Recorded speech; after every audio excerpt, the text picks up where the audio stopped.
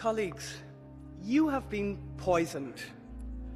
According to the science, anywhere from 25 to 80% of us has the weed killer Roundup in our bodies, without our knowledge and without our consent.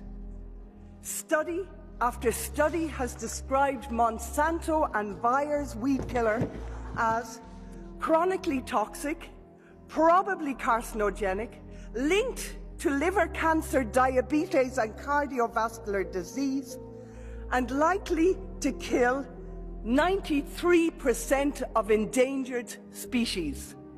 Even the report that the Commission uses to justify its continued use says that Roundup carries a high long-term risk to mammals.